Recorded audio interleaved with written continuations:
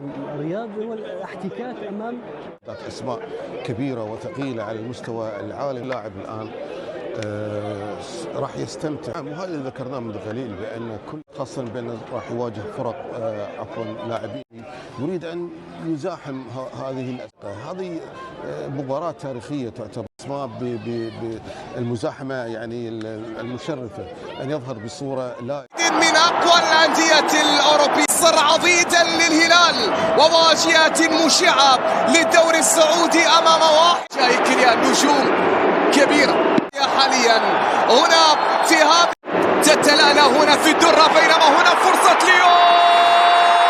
الله تلالو هذا النجوم، هذا الحديث عن النجوم وعن الذي يظهر في كل مره. رونالدو لمصلحه فريق موسم الرياض في اللقطه الماضيه.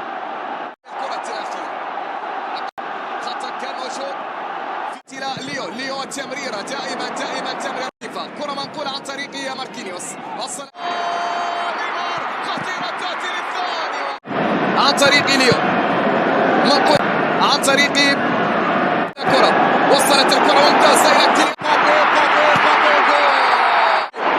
هناك من اجل عوده هنا دون رونالدو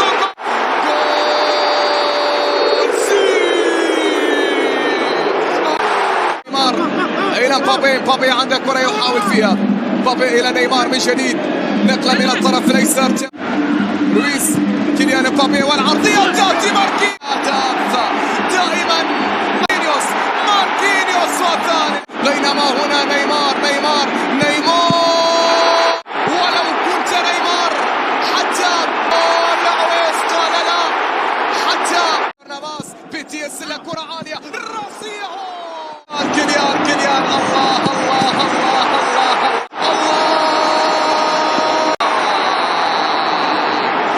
تلقى الكرة عالية الله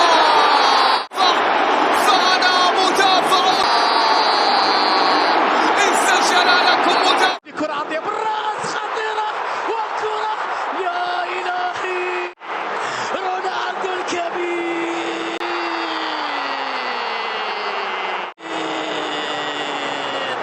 الله سيا أي روعة أي كرة في قصته أهداف كيليان مبابي جول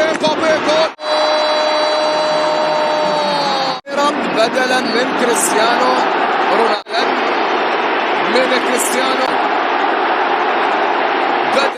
رونالدو تحت التصفيقات الكبرى ستبقى مرجعا، ستصفق وتصفق لك الجماهير يا رونالدو، فأرقام بطل العالم وبطل كل شيء هو الآخر يوم من الأيام عن ليو.